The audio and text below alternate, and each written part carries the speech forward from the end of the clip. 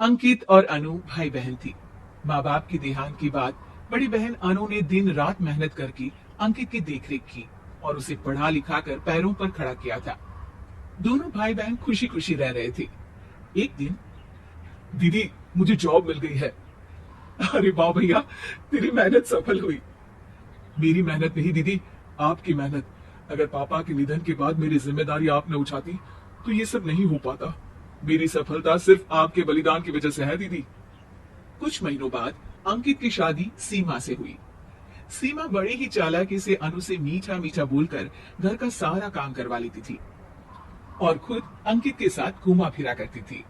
वैसे तो वो सिर्फ खाना बनाने का काम ही घर में करती थी, लेकिन अब उसे उससे भी छुटकारा चाहिए था। इसीलिए एक दिन, दीदी मेरे हाथ का खाना अंकित को पसंद नहीं आता, क्या आप खाना बना दोगी प्लीज? अरे हाँ हाँ, ये भी कोई कहने की बात है, जरूर। सीमा इस बात से मन ही मन बड़ा खुश होती है और अगले दिन के झाड़ू पोछे के काम से छुटकारा पाने के लिए एक और तरकीब लड़ाती है। हॉल में जोर जोर से कराहने लगती है। उसके कराहने की आवाज सुनकर अनु हॉल में भागती हुई आती है। क्या हुआ सीमा? दीदी लगता है मेरी कमर अकड़ गई है। वो क्या है ना, मुझे झाड़ू पोछा करने की आदत नहीं है ना। मेरी मम्मी पापा ने मुझसे कभी ये काम नहीं करवाया। अरे कोई बात नहीं, झाड़ू पोछा ही तो है, मैं कर लिया करूंगी।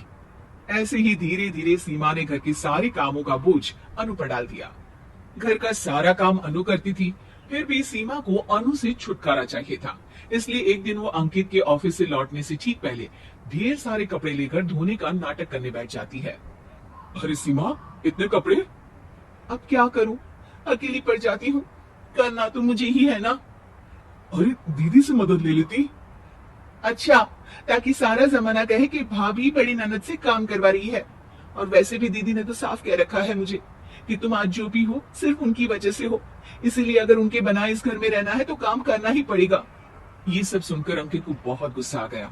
उसने अनु को बुलाकर कहा, दीदी ये घर पापा ने बनाया था और इसमें मेरा भी हिस्सा है और मुझे वो चाहिए।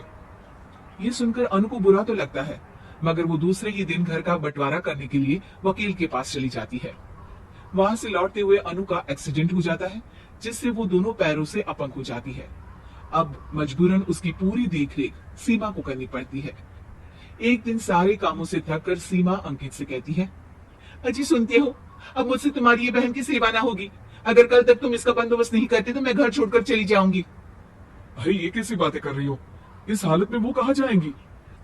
मैं कुछ नहीं जानती, बस कल ये इस घर में मुझे दिखनी नहीं चाहिए। अंकित अपनी बीवी की जिद के आगे हार मान लेता है और अनु को शेल्टर होम में छोड़ आता है। 3 महीने बाद, अजी सुनते हो, ये आपके लिए एक पार्सल आया है, ये लीजिए। अरे इसमें तो घड़ी है और एक चिट्ठी भी है। दिखाइए तो। अरे वाह, बड़ी ही सुंदर घड़ी है, लेकिन ये आपको भेजी किसने? पता नहीं, शायद चिट्ठी में कुछ लिखा हो। आशा करती हूँ ये घड़ी तुम्हें पसंद आएगी। रक्षाबंधन की बहुत शुभकामनाएं, तुम्हारी दीदी अनु। चिट्ठी पढ़कर अंकित की आंखें भर आती है। मैं दीदी को लेने जा रहा हूँ सीमा। अरे घड़ी भेज तो दी उन्होंने, अब क्यों जाना उनके पास? देखा सीमा, दीदी हमसे दूर जाकर भी हमारे बारे में ही सोचती है, और एक हम है जो उनकी सेवा से बचने के लिए उन्हें शेल्टर होम छोड़ा है। तुम्हारी बातों में आकर मुझसे ये क्या पाप हो गया? मैं जा रहा हूँ दीदी को लेने, और जब मैं वापस आऊं तो तुम मुझे हमारे घर में मत दिखना। इतना कहकर अंकित अनु को लेने निकल जाता है। वहां पहुंचकर, दीदी मुझे माफ कर दो, मैं तुम्हें लेने आया हूँ। भाई आज तो राखी है, आज तो मैं मना कर भी नहीं सकती। दोनों घर पहुंचते हैं। अरे सीमा, तुम अभी तक यहीं हो? निकल जाओ इस घर से। अरे वाह अंकित, फिर वही गलती कर रहे हो तुम। सीमा तुम कहीं नहीं जाओगी। दीदी मुझे माफ कर दो, मुझसे गलती हो गई।